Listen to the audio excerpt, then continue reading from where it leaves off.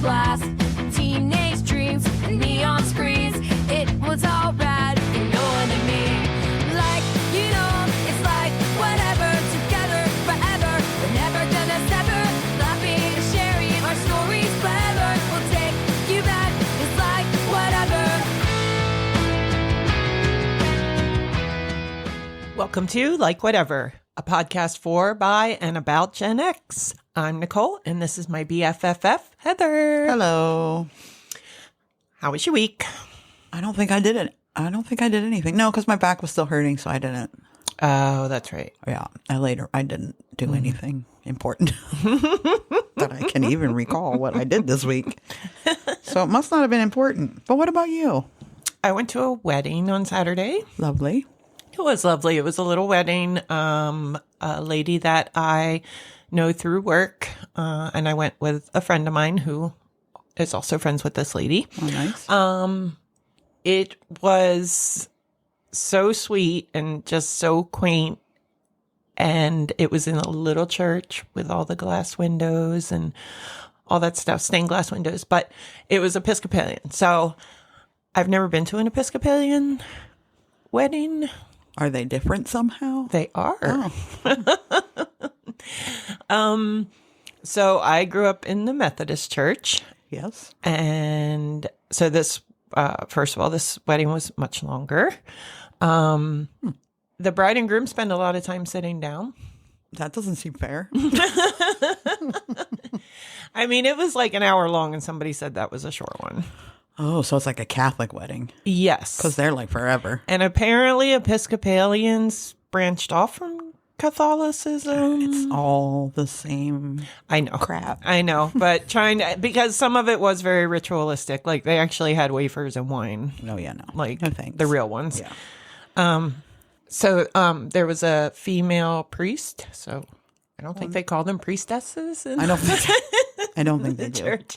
They did call her mother, though, which my friend was raised Episcopalian. She said that the Episcopalian church has always been pretty open to female priests, but she had never heard one be called mother before. That's kind of weird. Yeah. But it is father. Good point. So, I mean, it Oh, and the nuns are mother, right? yeah. And sister. Like the head, because Mother yeah. Teresa was a mother, Right. but then the rest of them are sisters. I don't know. I can't even pretend to know what I'm even talking about here. But, oh, yeah, when they did communion, she said, so when that point comes, there's this whole big prayer that has to be said. And then the bride and groom come up first and they kneel and they take communion. And then you're escorted up if people want to go up and take communion with them. All right. But the bride and groom have to. She just made a really weird face. I just did my shot of Fireball, and it was the end. And her eyes are watering now. Go on. Anyway, but the bride and groom have to stay knelt while everybody comes up and takes communion. So, Do they get to wear knee pads? well, they were on a pillow, but Still. yeah. So you come up and she said, you know, if you are a baptized Christian, you're allowed to come up. And first of all, I was like, I am a baptized Christian, but that is so judgmental to like not let people come up because they're not baptized. What if they want to take communion? So anyway. I mean, why would you want to? It's gross. Exactly. And then she was like, so, but if you don't want to take communion, because after you take communion, then they want you to go over and lay your hands on the husband and wife and like whatever that is. And then, so they wanted everyone to come up.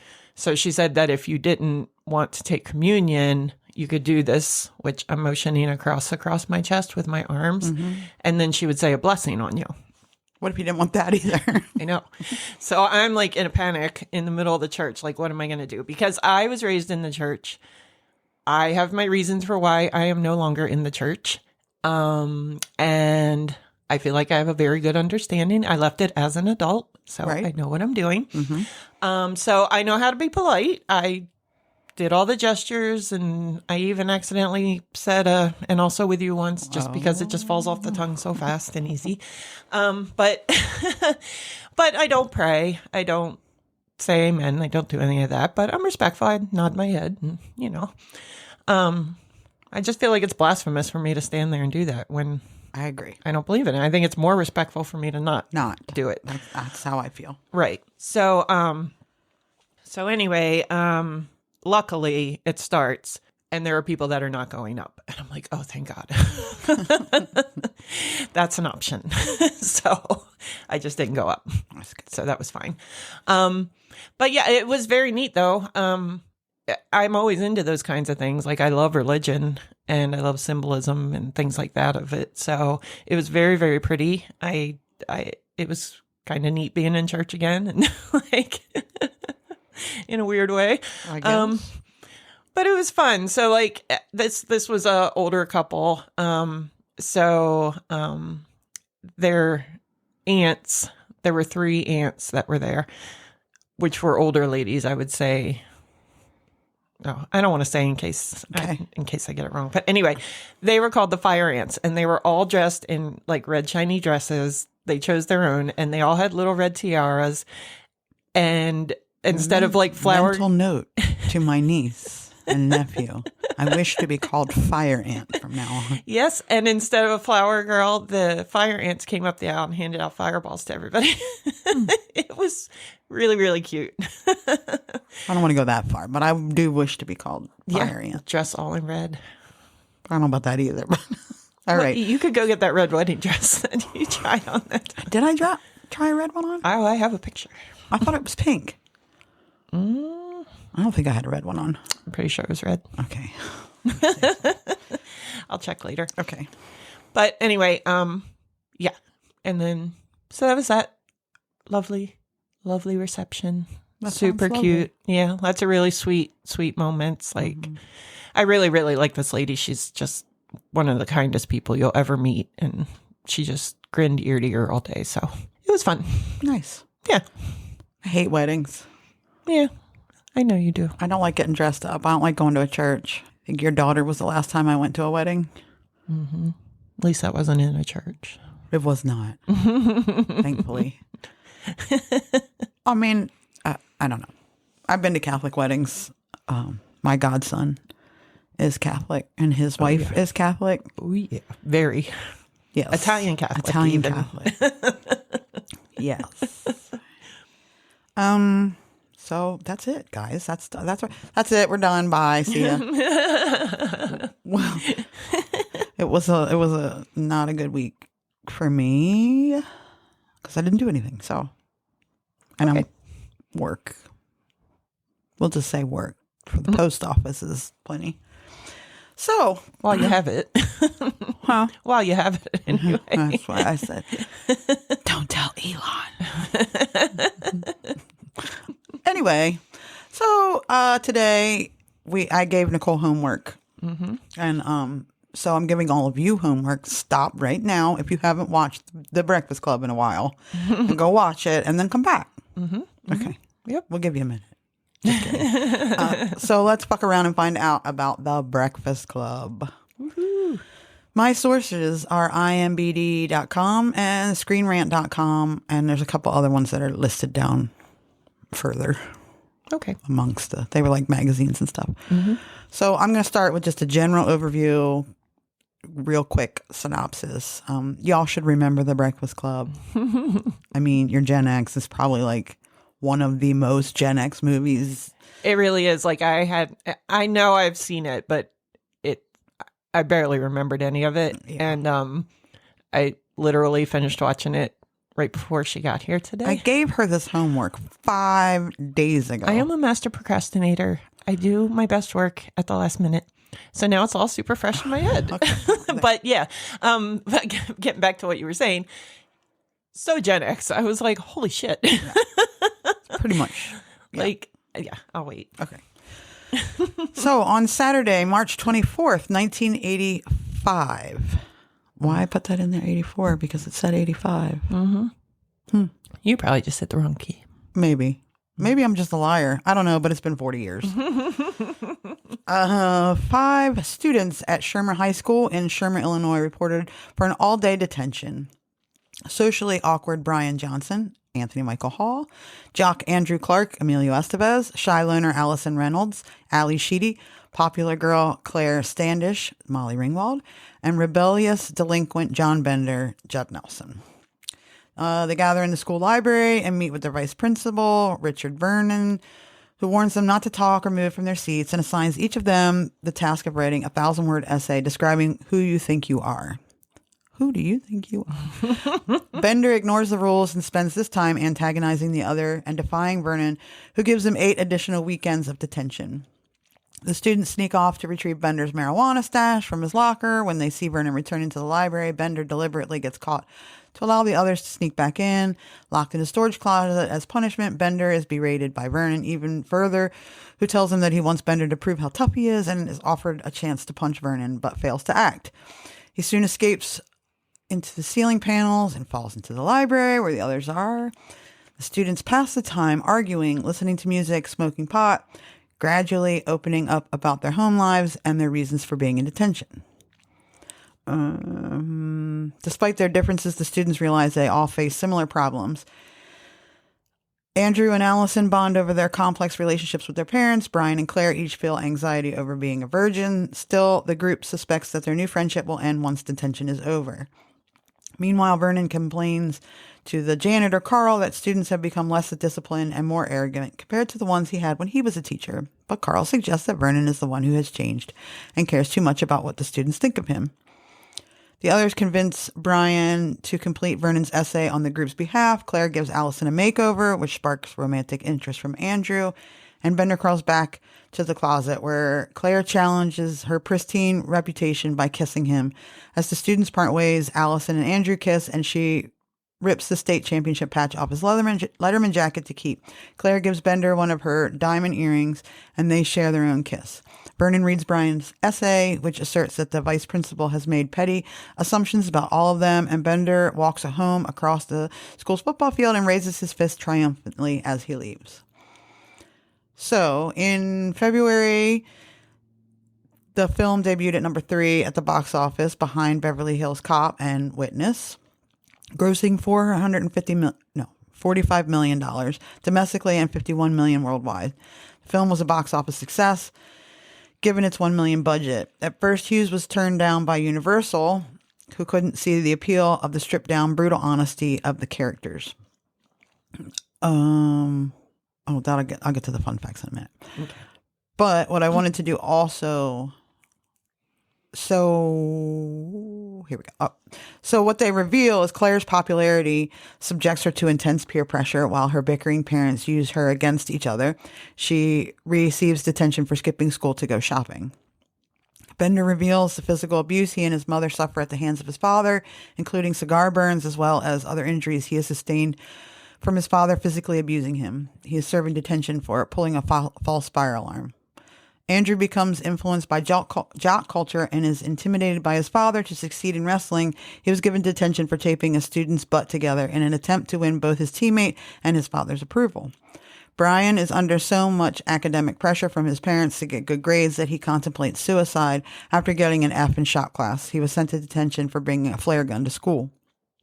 Allison is compulsively dishonest with neglectful parents, consistently stealing things to use should she ever run away from home. She admits that she showed up to detention for lack of anything better to do. So, what I thought we would do with this episode is Nicole and I had very different experiences in high school. Mm-hmm. I, of course, identify with the Ally Sheedy character because I was weird and continue to be weird. And I mean, I would say I identify with the Molly Ringwald character, except I was not a princess. Right. I was fairly popular. I just got along with everybody. I wouldn't say I was popular. I just got along with everyone. Right. And I was smart in all the clubs and tried to do the right thing. And I participated in nothing. I wanted out of high school super bad. It was was not a good time for me. Well, I mean, I think maybe like the Ally Sheedy character and the Anthony Michael Hall, probably a combination of those. Because, surprise, I've always been suicidal. It's funny because one of the people in my high school did our senior year. He was big into making plays and stuff like that. So he did like a short. I'm not sure if it was like a short story or if it was meant to be like a play or what. It was a short story. We'll go with that. And the only thing I really remember from it, I don't remember what anybody. I only graduated with 20 fucking people, so you'd think I'd be able to remember what all 20 of them were doing. But mine was that I would in my after I left high school and grew up and was a grown up, would run the suicide hotline. Wow. Yeah. If that tells you anything about who I was in high school, it's not a whole lot has changed. Oh my. Yeah. So, I think the main reason I really identify with the Ally Sheedy character, A, I'm weird, and B, we listen to the same music, and I never felt like I fit in anywhere until I was like 16. And I met our mutual friend, and she started taking me to Rehoboth, and we started hanging out with the gay kids and the goth kids and stuff. Then I really felt like seen. But up until then, I mean, I know it's stupid to say, and as an older sibling, once that baby comes along, you know, especially when you're the oldest of everything. Yeah. The first grandchild, the first niece, the first everything. And then you go 5 years of being that, and then one day you're not anymore. And no one gives a shit what you do anymore. I mean, I literally ran rampant around the town with nobody to this day has any idea where I even was. So, and then as I got older, we were always poorer than everybody else in school because they were all business owners and, you know, the wealthiest of the wealthy in our they were very big fish in a very small pond.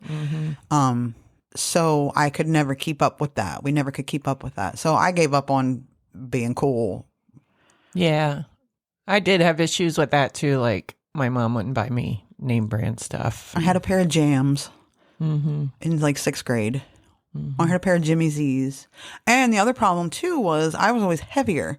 So trying to fit into those clothes, because I don't know if you remember the 80s, but the 80s was not kind to plus size at all. So, especially because I think all that stuff was menswear, too. And I'm not built to wear menswear. I got a big old ass. I got big old hips. And I got size for days. I couldn't fit into men's stuff. So there was no way I was going to be trendy. So then I learned that the color black lets you blend in, and I have not turned around since then. Currently, I'm decked to the nines in black today. So yeah, my high school experience was not the best until I left, and I did not go back. Yeah. I loved high school. I had great friends, all people that I still consider friends a lot because of social media. Yeah. But we also are just like a really great eclectic group. Like we all just, I don't know, it's neat. Well, it's funny because when Facebook came around and, you know, you start finding everybody from high school, and I started friending a lot of the people that I went to high school with, just I don't have any idea why, but some of them I like kind of wanted to be friends with, but I never was, just because I am not good at making other people have to make friends for me. Yes. So yes. I've gotten better at that, by the way. You have. So it was funny because when I started with Facebook and I started becoming friends with these people on Facebook, a lot of the people that probably would have been friends with me in high school were like, oh shit, I didn't even know you were into that. Like you could have, like, especially the Star Trek. I think the Star Trek thing, like none of them knew I was a nerd. None of them. They just were blown away. I think one time I posted about the Kobayashi Maru and they were like, I had no idea. I was like, yeah.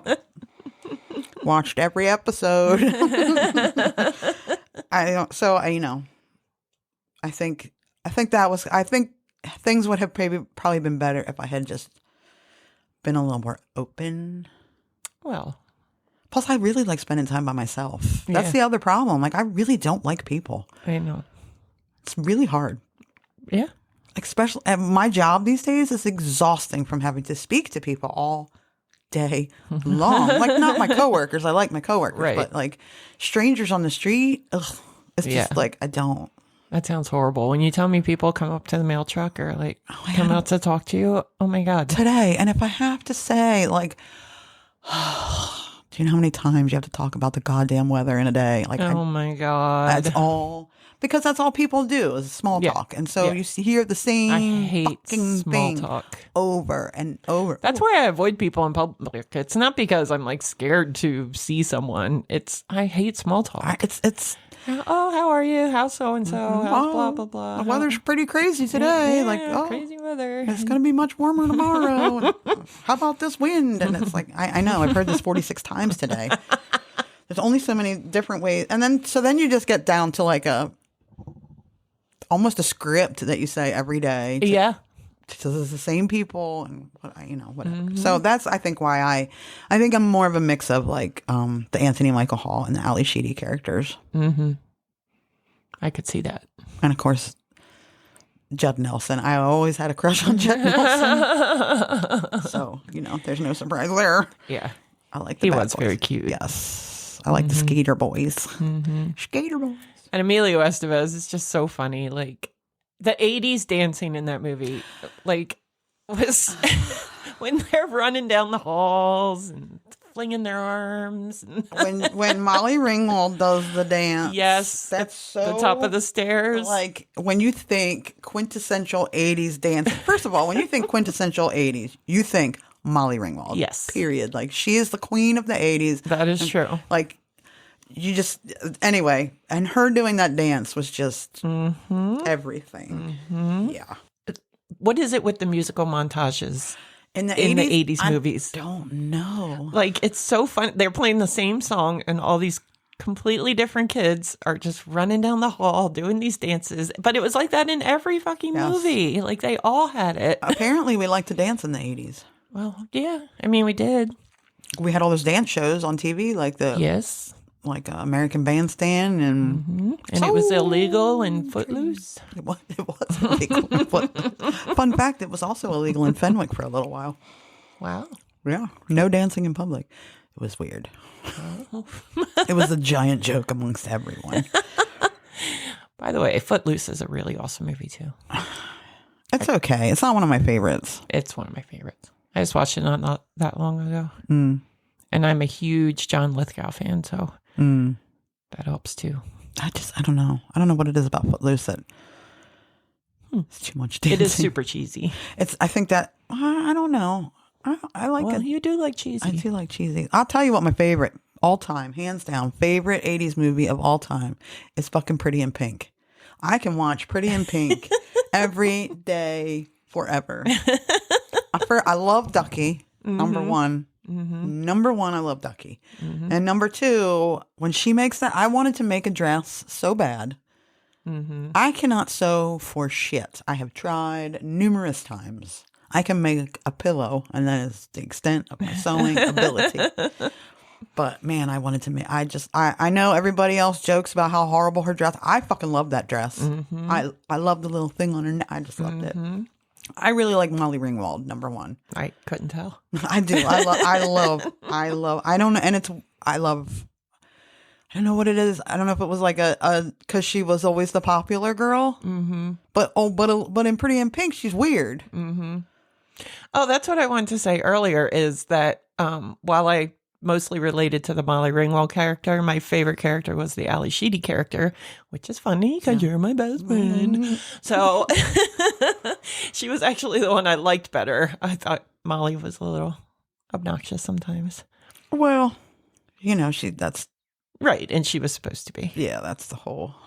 Because she was John Hughes' muse. Like, most of his movies are because of her. Like, she, yeah.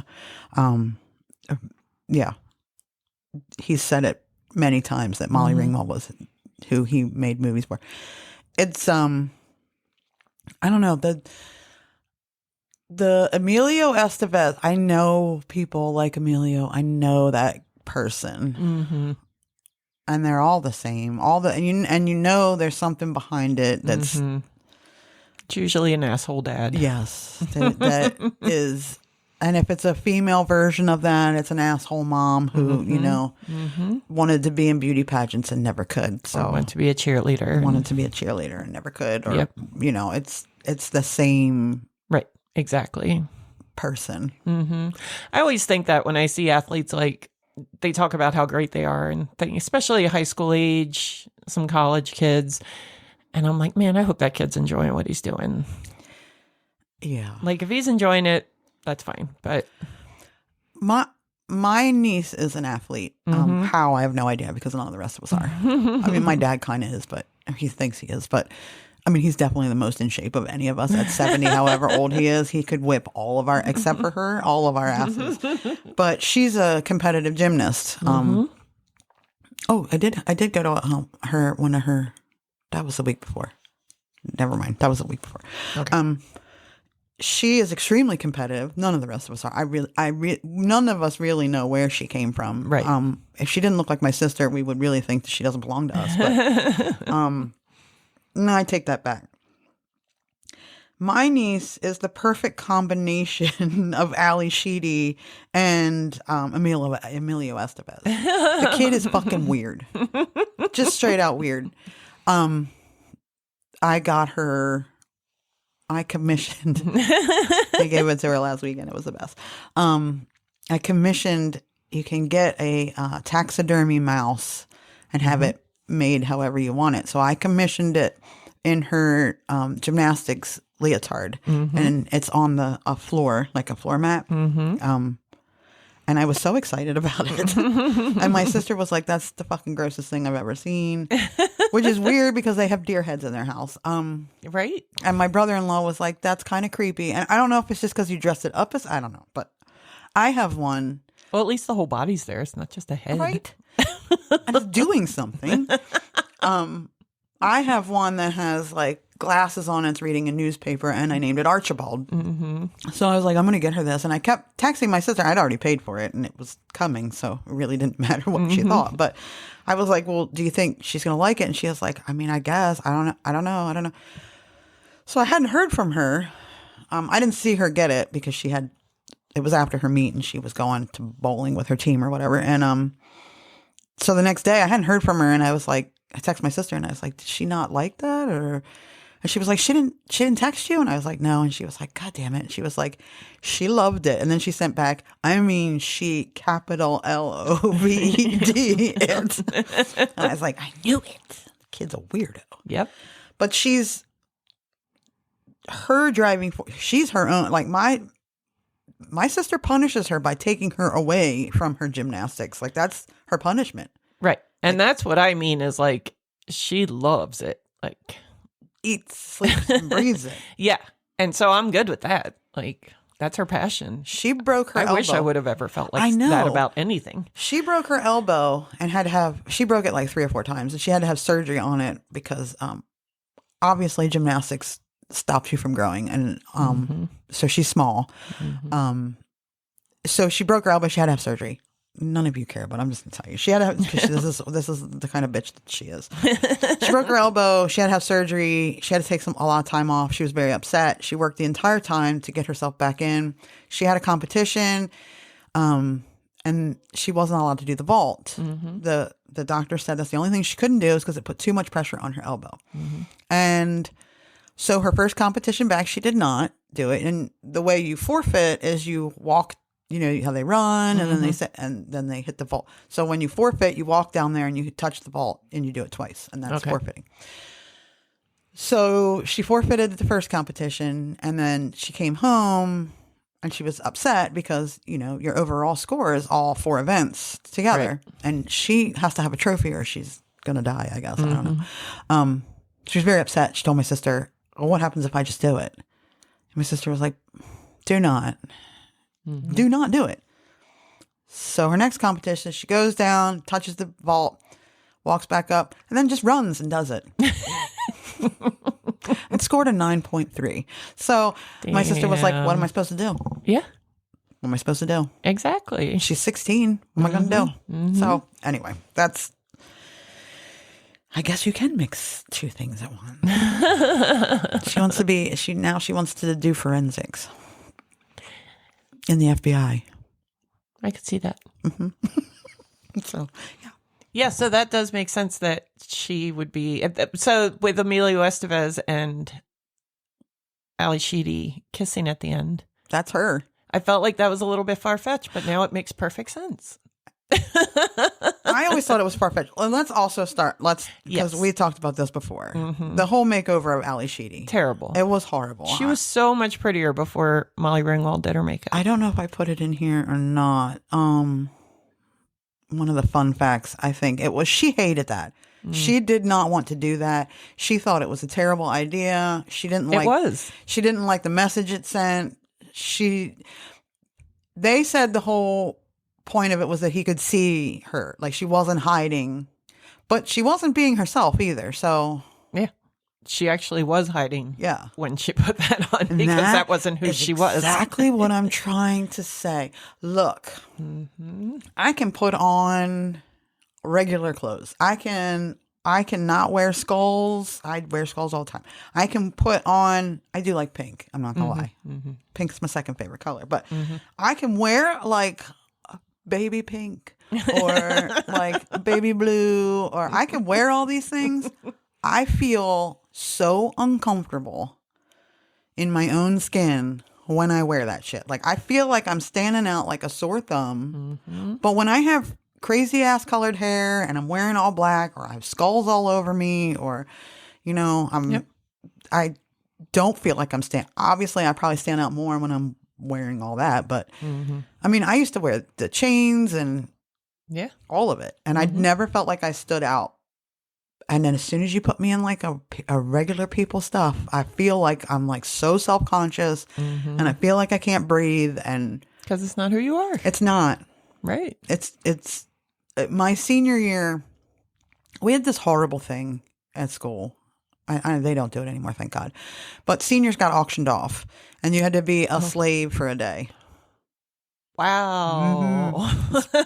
Private school for you. Wow. Yeah. So you had to be the slave for the day and everything went to the prom. No, I don't actually have any idea where that money went, to be honest. Anyway, the lower grades could buy you. And then you had to, like, they would make you wash their cars and carry their books all day. And it was like a big thing because then, you know, the freshmen could buy a senior. And were they allowed to whip you? No. And rape the women? I don't think so. I don't know.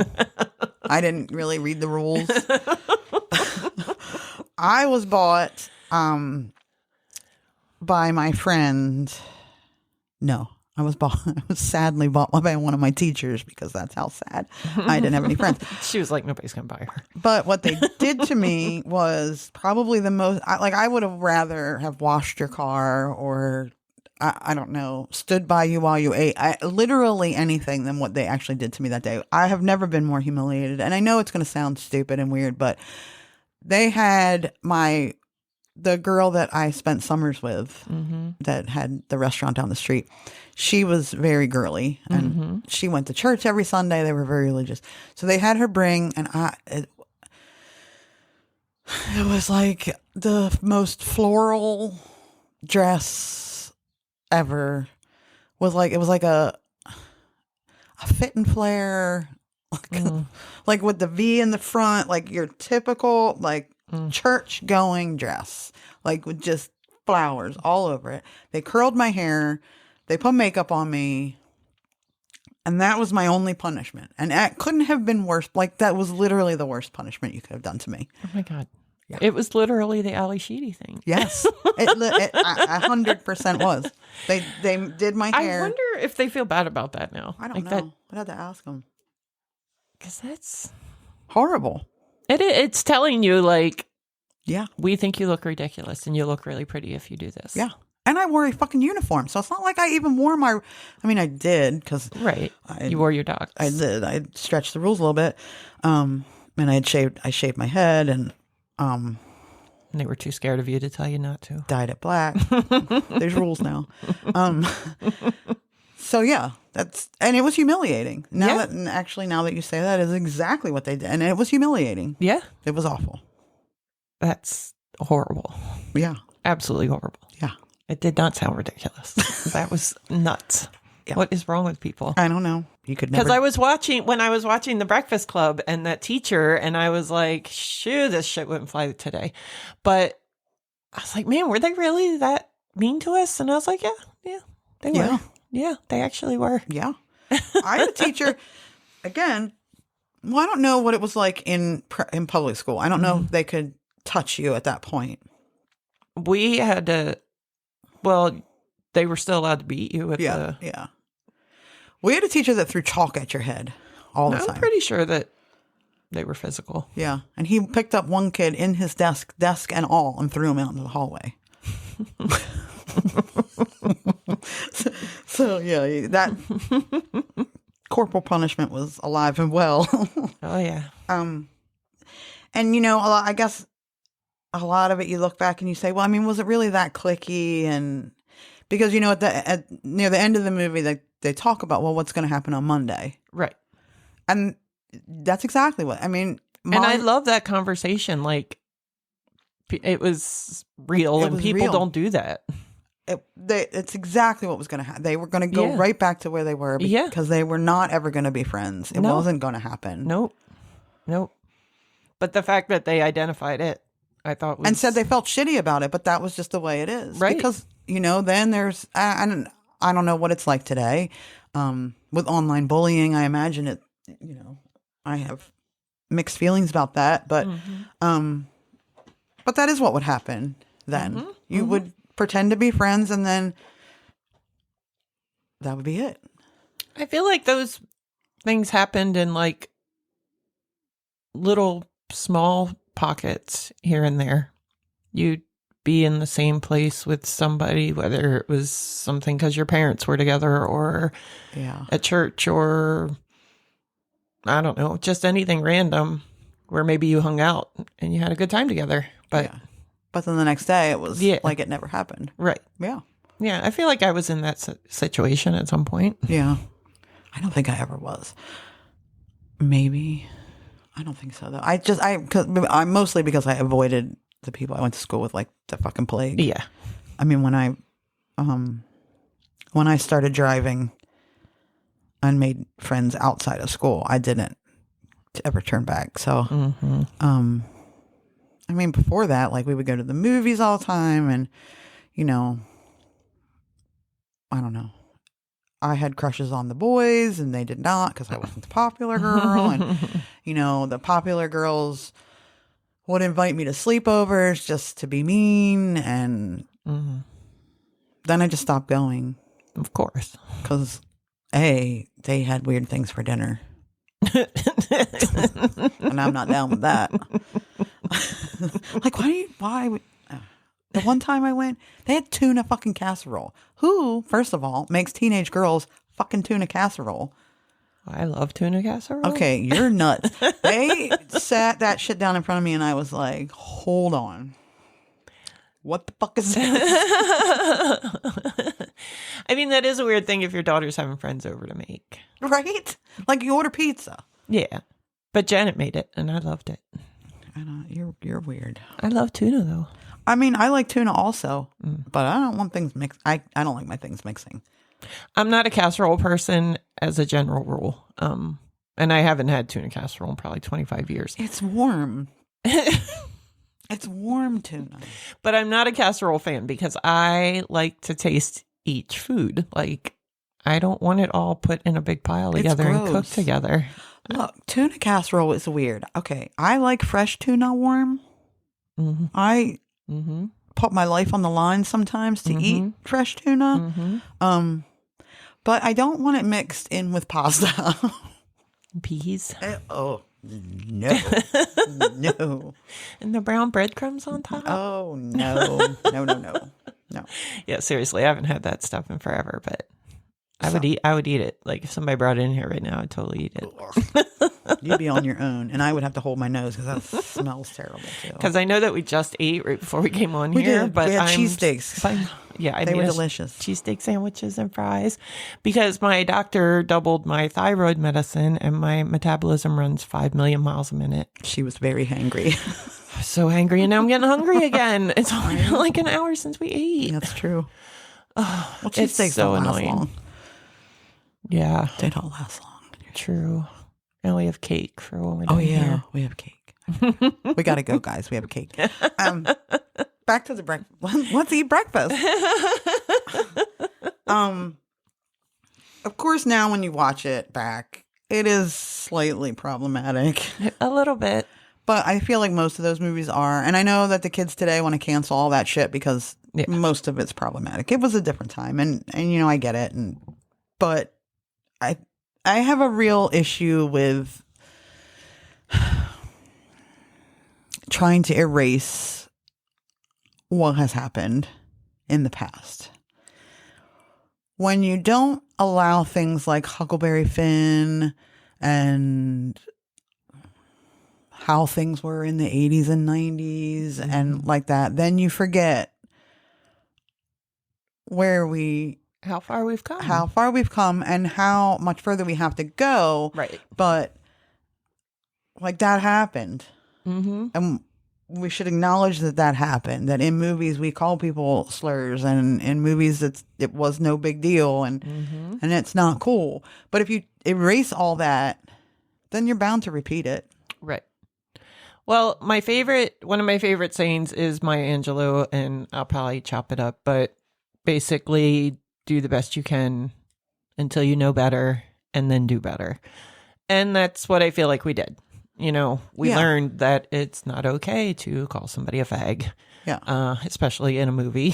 Yeah. So we don't do that anymore. Well, and I think the other thing about it is, like, especially in this kind of a movie, the other part that's problematic, I'll get to, which I think was completely unnecessary. But I think that part of it is, I think that just shows you how difficult it is when they say what happens on Monday. Because of all that, it would be very difficult because of the societal pressures surrounding everybody. And now we're all grown up and we can be like, oh, fuck that and fuck this, and you know, who cares? And but back then you did care. Yep. And let's be perfectly honest, kids are still getting called fag in school now. So let's not act like it's not. It happened in the 80s and it doesn't happen anymore. We just have learned that we don't put it in movies anymore. Right. So at least not in that way. I mean, it still goes into movies if it's relevant to the plot. Like I remember when I watched Pose, the series. Did you ever watch that on FX? No. It has Billy Porter. Yes, in it. Excellent. If you're ever looking for something to watch. I keep forgetting about that. It is so good. Like I was just thinking about going back and watching it again because it is so good. And so, of course, slurs like that are used in that show because it's relevant to the content of the show. Right. So, well, and I think that's just it with this. I feel like it is relevant to the content. It is because that's what high schoolers call each other. That is what that is. Boys were especially afraid of being cast as gay. I even noticed at the end when Judd Nelson's character takes the ring from Molly Ringwald, it goes into the left ear. Yes. Because if you wore one in your right ear back then, were gay. You were gay. And I don't even know where that ever came from. And I wonder when the switch happened. You know, when the switch happened in the 90s, when it was a rebellious thing that boys got both their ears pierced. That was it. Oh my God. Speaking of the 90s, I have to tell you this funny story about a friend and boys with piercings.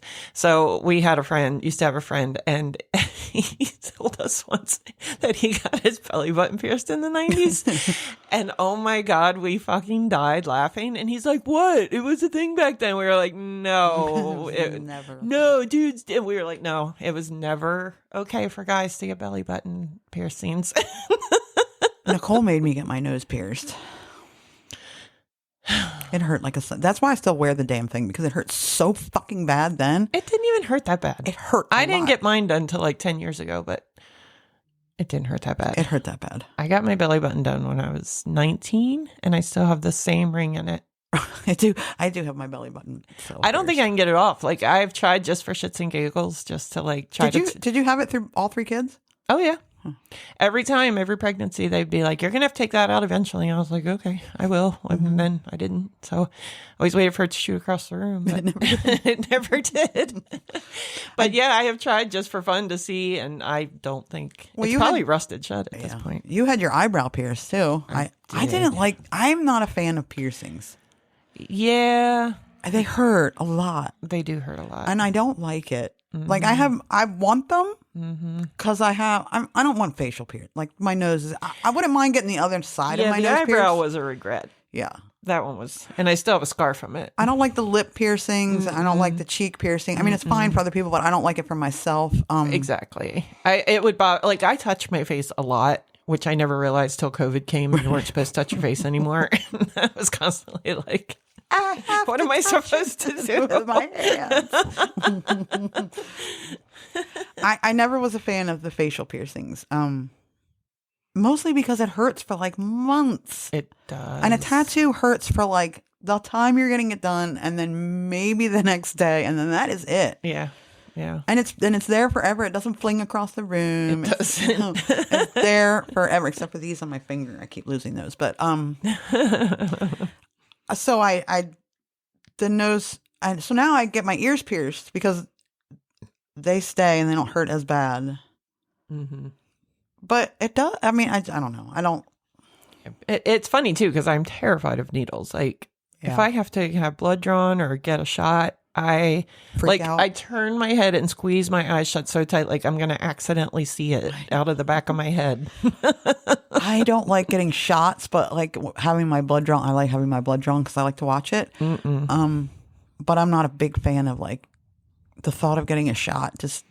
And of course, every time you say that, you're like, oh, well, you're covered in it's not the same fucking thing. It isn't. It's more like a piercing. Yeah. Yes. It's different. And I don't like, I digress. Yeah. Back to the movie.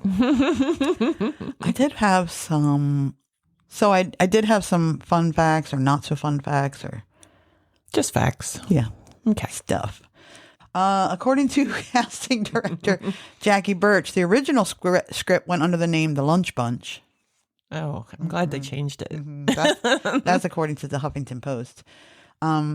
Thanks to the son of one of Hughes' friends who attended North Trier High School in Northfield, Illinois, the name was changed sometime because the students and staff there had created the designated breakfast club for early detentions. Hughes, having attended school in Illinois, gravitated towards the newer title. Also a much better title than The Lunch Bunch. Yes. It's weird. Terrible. New Trier would also play a prominent role in many other 80s teen dramas, serving as a shooting location for 16 Candles, Ferris Bueller's Day Off, and Weird Science. In the spring of 85, New York magazine David Blum was asked to follow rising star Emilio Estevez for a profile. The article was supposed to focus on Estevez's career, but it gave birth to a new nickname. After Blum witnessed Estevez trying to get a free ticket to an 8 p.m. screening of Lady Hawk, he observed a sense of entitlement in the young actor. Blum would later observe that the same attitude in many other young stars, coining the term the Brat Pack. Oh. Mm-hmm. Although Blum's umbrella term became synonymous with the group that included members such as Estevez, Rob Lowe, Judd Nelson, and Molly Ringwald, its origins really began with The Breakfast Club, which was the first film to star multiple members. As the only actors on the set actually within the age group of their characters, 16-year-olds Anthony Michael Hall and Molly Ringwald reportedly became so inseparable during production that they briefly dated while shooting. The other cast members are already in their early 20s by the time film commenced. Both Amelia Estevez and Ally Sheedy were already 23, and Judd Nelson topped everyone at 24. Which is also why I say parts of that are a little inappropriate. Mm-hmm. With him under the desk and like as much like now when you watch it knowing that he was 24 and she was 16, yes, it's a little. And I'm sure she was uncomfortable. I can just hope he was also uncomfortable as well. I'm not so sure he was. Yeah. Supposedly he was quite the troublemaker. Oh. Yeah, at the time. So that's, See, those are the things that I think are more problematic than maybe some of it's- the language or the way the teacher treated the kids, things like that. it's very sexual assaulty. It is. And even the things that he says to her, Yes. even though it's a script. Yeah. Yeah. Well, the movie was improvised in that movie. Oh. It didn't say specifically what, but a lot of it. They said that they let them really, especially Judd Nelson. Yeah. He was kind of raunchy. Yeah. And one thing that I was surprised by was it's rated R. I was like, why is this movie rated R? I mean, I don't know. There's no nudity. There is not. Maybe because they smoke pot. Maybe. I swear though, like back then, if you said the F word once, the movie was rated R. Oh Like, yeah. that Well, was and it. they do say the F word a couple times. Okay. So it's probably for language. Now PG-13, like people are having sex on screen. I know. It's so, I don't get it. They're assuming parents are going to parent, so that's where they go wrong. Okay, but here's the thing. Like, I don't have a problem with the language issue. Our mutual friend, her daughter, has always cussed. She's always fuck this, fuck that. And even when she was little, because that's how Chris was. So everything was, and she simply told her these are at home words and you don't say them in school because other kids are not allowed to say them. And so she didn't. Right. There was an appropriate time, but my friend was like, it's just a word. Like, And that's how I feel too. Like I was raised that I would have gotten my teeth knocked out if I had said it. my mother will still go after me with a wooden spoon. Oh, I still would not cuss in front of my mom. My sister does, and I like cringe. Yeah. Because I'm waiting for her to get punched in the face. Every time I accidentally drop one, because my language has gotten a little spicier out in the open now, and I have to. I'm always like, oh my god, I'm so sorry. It's like, I don't like that. I don't think I ever slip in front of my mom, but it did teach me in a very abusive way when it's appropriate to say it and when it's not. So I can easily turn it off and on. Like I'm very, very good at that. Yes. But my kids, so I taught them that without making it scary. I just, they weren't allowed to cuss in front of me. They're the children and I'm the mom. And that was how I did it, just because I wanted them to learn how to turn it off. Because like my husband, for example, was never taught. Yes. And Mine he just either. will cuss in front of anyone, Yes. anytime. And you're just like, oh, dear God. I know. He does it in front of my mom and dad, and I'm like, ugh. Yeah, yeah. And She's going to hit you with a wooden spoon. Like, stop saying that. so I wanted them to learn, but now they're adults. And it's funny because last night was my son-in-law's birthday. We were talking about that. Right. And so we were over there for dinner, and my daughter, particularly this daughter who's married to this son-in-law, we were always afraid to cuss in front of her because she was so judgmental. Like we wouldn't do a lot of things in front of her because we were like, we don't want to make Kay mad at us because she is good and we're not, apparently. So anyway, so she's been cussing a lot more around me, which I'm totally fine with. Like, it's not like I don't know you cuss. Yeah. And now I can say fuck in front of you too. So good. We're all happy now. So Problem solved. yeah. So we were at their house last night and they had all their friends over. So my husband and I are in the living room, obviously, and the kids are all out in the kitchen, and my daughter is just fuck this, fuck that, fuck you, fuck the horse she came in on. And Jay's looking at me and he's like, do you hear your daughter? I'm like, she does that now. I don't know. It's just what she does. He's like, it's so weird. I'm like, And I think it's much more socially acceptable now. Like, you hear it all the time now. I'm like, when we were growing up, you did not. And if it was an R-rated movie, like you said, yes. But it was like a shock to your system when you heard and if someone did say it, they were a bad person. Yes. Like they had no class. And I grew up in restaurants, so of course I heard it all the time. I mean, there is no dirtier, raunchier, worse place in the whole world than the kitchen of a restaurant. Yes. There is no filters. There's no sexual harassment. That's all allowed in the kitchen of a restaurant. Yes. So if you don't like it, you're in the wrong job. you are in the wrong job. Like there is no HR. No. No. You just get drug out back and beat up. Then you end up in the walk-in crying because everybody made fun of you. So it was weird for me because it was shocking to hear outside of that situation. Mm-hmm. And I think I've heard my dad say it like twice. And I know for a fact that he says it a lot when we're not around. So he tempers what he says too. Mm-hmm. Oh, I've never heard my dad. My dad just thinks it's so trashy when people talk. Like, he's very proper, which he doesn't look proper because he just likes his sweatsuits and his, and his t-shirts. But he very well mannered, very strict, raising up, very, very etiquette. My dad, apparently when he gets around just the boys, he cusses, but when he's around, I promise you my dad doesn't. That's crazy. Like, cause my husband has said, your dad just fucks this and fuck that. And I'm like, really? Because I've only heard him say once, and it was because I made him that angry. So. I was the troubled teenager. Yeah. Yeah. Fun fact. Oh, this one I thought was funny too. The Judd Nelson said Anthony Michael Hall had a surprising growth spurt during shooting. According to commentary on the 30th anniversary edition of the film, Nelson remembered being 2 inches taller than Hall during auditions and a ½ inch taller during rehearsals. Sometime during shooting, Hall had outgrown Nelson, who jokingly stated that he began writing letters to geneticists.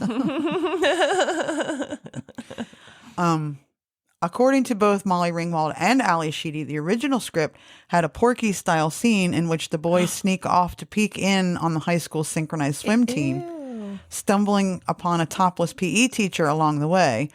But the actresses both confronted Hughes about the misogynistic sequence. He listened and cut it from the movie altogether.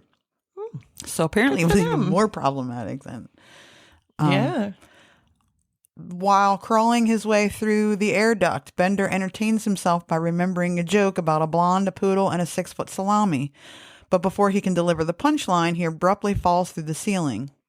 Since the joke was never in the script, it has remained unfinished. Though many Reddit users have tried their hand at giving it a proper ending. Yeah. But Judd Nelson has never given a punchline. Probably left better unsaid. I think so. I mean, yeah. A go-to guy for Hollywood soundtracks, Keith Forsey churned out some of the most notable songs for 80s movies.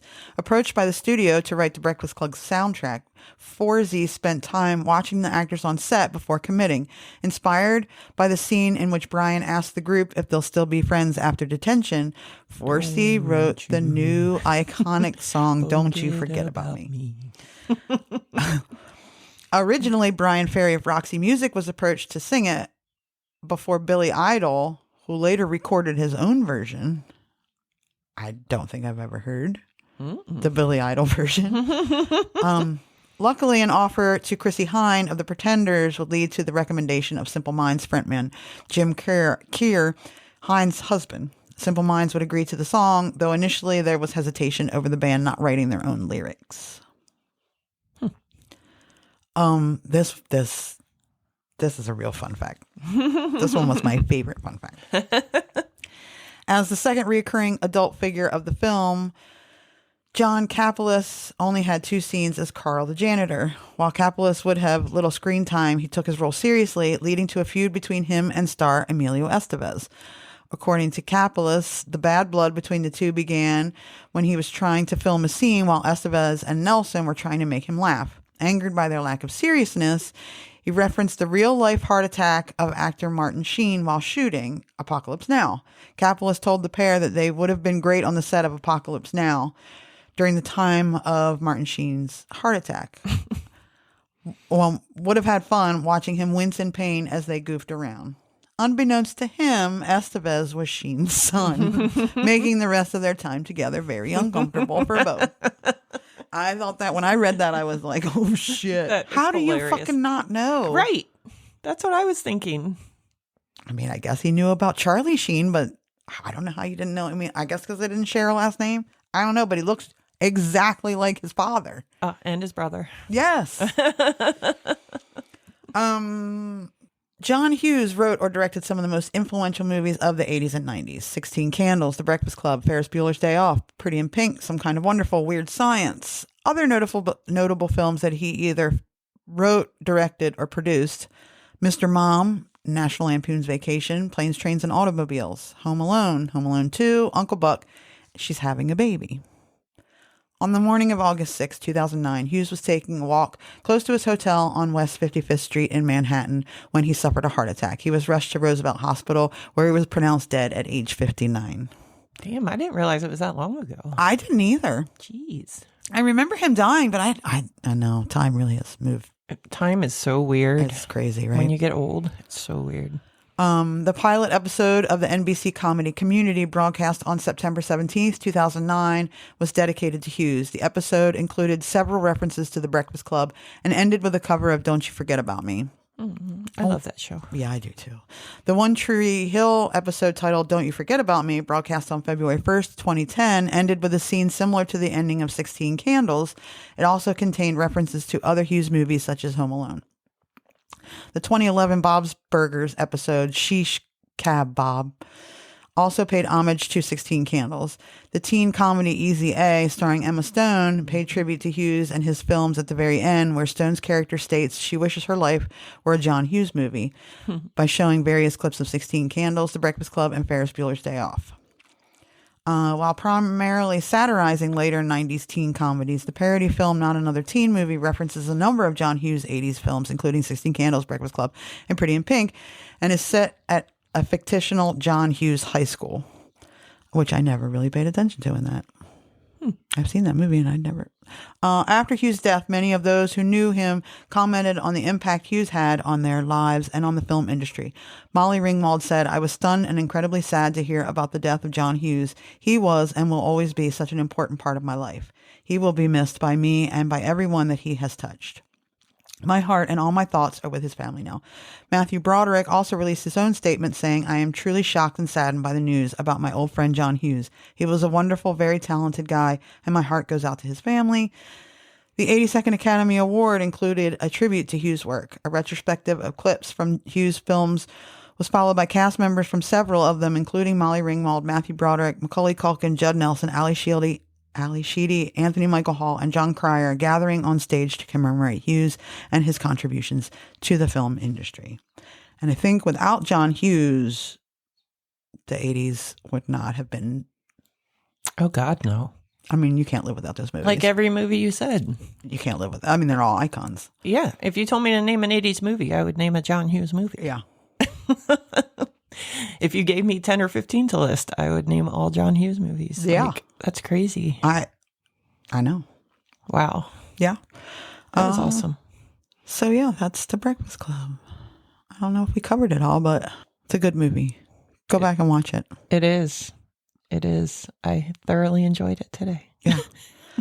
If you were curious and just didn't go back and watch the movie like I fucking told you to in the beginning, the essay is, "Dear Mr. Vernon, we accept the fact that we had to sacrifice a whole Saturday in detention for whatever it was we did wrong.